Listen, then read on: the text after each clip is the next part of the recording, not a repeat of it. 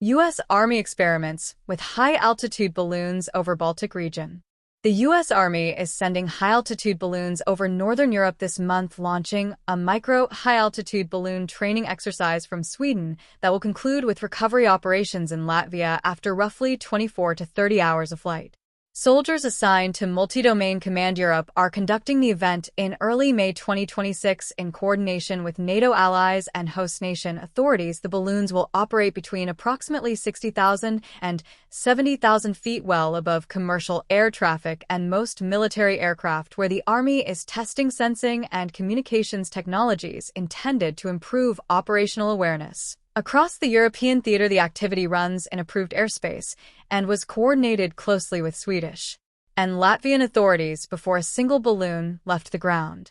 U.S. Army Col. Jeffrey Pickler framed the exercise in direct terms. This event allows our soldiers to experiment with emerging technologies while working closely with our NATO allies, Pickler said. Testing capabilities like high-altitude platforms helps us better understand how these technologies operate and how they might contribute to future operations in support of regional security.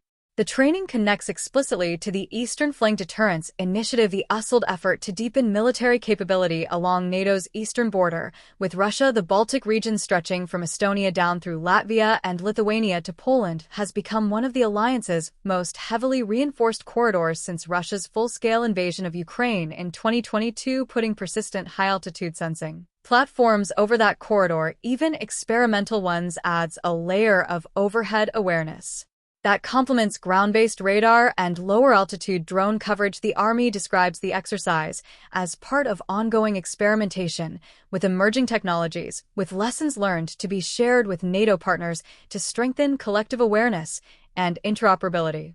Micro-HABs are not new in concept. Tethered and free-flying balloons have served military observation roles since the Civil War, and stratospheric balloon programs have operated for decades in various reconnaissance and scientific contexts. What the Army is exploring now is whether modern miniaturized sensors and communications payloads can turn a simple balloon platform into a cost-effective, hard-to-kill node in a multi-domain operational network. At 60,000 to 70,000 feet, a micro-HAB sits above the engagement envelope of most air defense systems and well above the weather that degrades lower altitude platforms. It drifts with the wind rather than burning fuel to stay on station, which makes it cheap to operate over long durations. The trade-off is control. A free-flying balloon goes where the wind takes it, which is precisely why a launch from Sweden and a recovery in Latvia makes geographic sense given prevailing high-altitude wind patterns over the Baltic.